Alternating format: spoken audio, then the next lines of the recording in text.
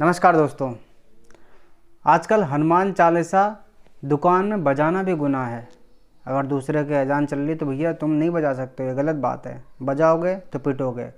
Video निकल के सामने आ चुकी है, बेंगलुरु की है, जहाँ पे बताया जा रहा है कि भैया दूसरी तरफ जहाँ अजान चल रही थी वहाँ मस्जिद बहुत दूर थी, फिर भी लड़के वहाँ के आए कि ये बंद करो, ये दोबारा चलनी चाहिए, हमारा अजान का टाइम है, नहीं तो दिक्कत हो जाएगी, तुम्हें मारेंगे पीटेंगे, ये सारी बातें बोली। लेकिन बंदे ने जब बंद नहीं करी तो मारना पीटना चालू कर दिया। बड़ी बात यह है कि अकेला बंदा डरा नहीं, उन सबसे भिड़ा। हालांकि वो बात लगे कि इतने सारे लोग हैं यार, 5-6 लोग, तो सीधी सी बात है कि कितने बंदों पे हाथ पैर चलेगा। 2 को तो कन्फर्म बंदा लपेट लेता, लेकिन चलो ठीक है, लड़ा, ये अच्छी बात है।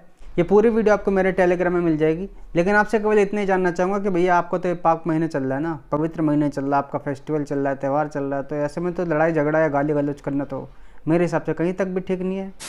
अब आजकल में एक और वीडियो निकल के सामने आई है, जहाँ पे एक मुसलमान ही स्कूल बच्ची जा रही थी, लड़की हिंदू थी, जाते हुए किस कर लिया। सीसीटीवी में सब कुछ कैद हो गया है पवित्र दिन में। ये भी वीडियो मेरे टेलीग्राम में मिल जाएगा।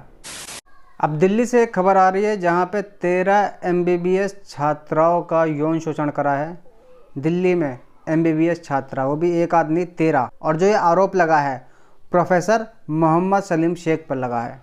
ये जो मामला है दिल्ली के रोहिणी स्थित मेडिकल कॉलेज का है। पवित्र महीना चल रहा है, पता नहीं ऐसे ऐसे खबरें क्यों आ रही है, मुझे ये नहीं समझ आ रहा है।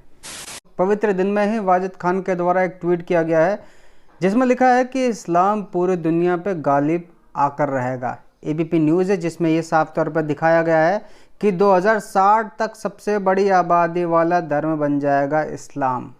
2060 तक अगर ये ABP न्यूज़ बता रहा है खबर, तो कहीं ना कहीं सच होगी ही। जिस हिसाब से खबर दी गई है, इस हिसाब से अगर आज के आबादी का आकलन करें तो शायद हो सकता है कि हिंदू में और मुस्लिम में आबादी की बात कर रहा हूँ 19-20 का ही फ़र्क हो। तो यानी कि यति महाराज जी सही कहते हैं कि 2029 तक एक मुस्लिम प्रधानमंत्री बन ही जाएगा। अब अगली जो खबर है गुजरात यूनिवर्सिटी से है, जहाँ पे अफगानिस्तान के एक नमाज पढ़ रहे छात्र ने एक दूसरे छात्रों को थप्पड़ मारा, क्योंकि वहाँ पे कई सारे लोग इकट्ठे नमाज पढ़ रहे थे, जिसमें कुछ वहाँ के हिंदू युवक आए। उन्होंने जो वार्डन से पूछा कि ये क्या नमाज पढ़ने की सही जगह है, लेकिन वहाँ से वो बंदा जो नमाज पढ़ रहा था वो आते उसने जड़ दिया थप्पड़।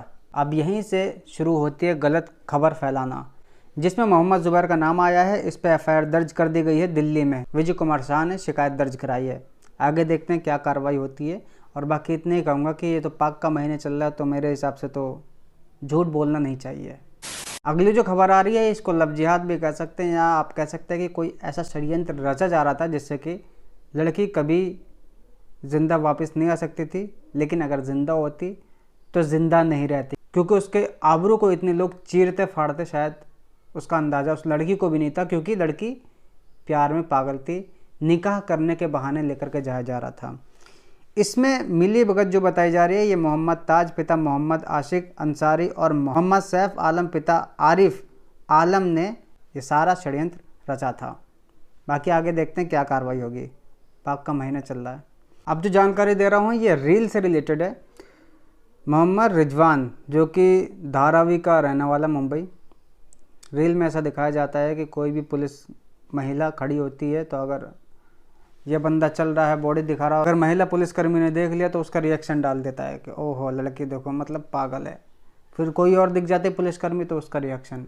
और उनको कभी कभी ऐसा लगता है कि जब उनकी तरफ कैमरा करा जाता है महिला पुलिसकर्मी के पास, तो मुंह फेर लेती है कि कहीं ये मेरा गलत तरीके से वीडियो को इस्तेमाल ना करे, और वही चीज़ हो भी रही है।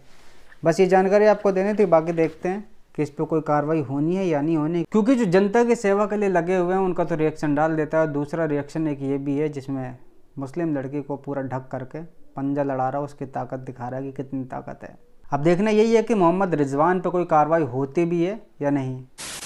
पवित्र दिन में ऐसी ऐसी वीडियो देखने को मिल रही कि भैया मौलवी साहब कपड़े छुपा रहे हैं। ये वीडियो आपको टेलीग्राम में मिल जाएगा।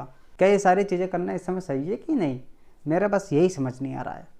आपने मनोज तोमर केस तो देखा होगा, जिस पे पूरी भीड़ चढ़ गई थी मारने के लिए, और मार भी रही थी, क्योंकि उन्होंने कुछ नमाज पढ़ रहे थे वहाँ पे लोग, उनको हटाने का पहला प्रयास किया, जब नहीं हटे तो मारा था उन्होंने। लेकिन यहाँ पे मौलवी साहब हैं जो कि बच्चे छोटे छोटे, बताओ, नादान बच्चे, छोटे छोटे नादान बच्चे जो नमाज़ पढ़ रहे थे, उनको नमाज नहीं पढ़ने दे रहे। उनको लात मार के भगा रहे हैं, छोटे छोटे मासूम बच्चों को। अपनी अल्लाह से दुआ कर रहे हैं, बेचारे छोटे छोटे बच्चे, नादान बच्चे, समझदार इतने हैं नहीं, लेकिन अपने दीन में कायम है। लेकिन मौलाना साहब आते, पीछे से लात मार देते, हटा देते, जैसे बकरी का बच्चा है कोई।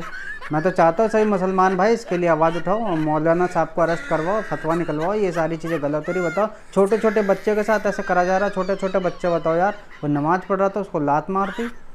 वीडियो को यहीं समाप्त करते हैं, आगे वीडियो बढ़ेगी नहीं। छोटे छोटे बच्चों को इंसाफ मिलना चाहिए, क्योंकि मौलाना साहब ने मनोज तोमर की तरह लात मारी है। जिस तरीके से मनोज तोमर की लोगों ने पिटाई करी थी, उसी तरीके से मैं सोचता हूँ भैया मौलाना साहब के भी होने चाहिए, क्योंकि ये गलत चीज़ है। छोटे छोटे बच्चों के साथ इंसाफ होना चाहिए। नमस्कार।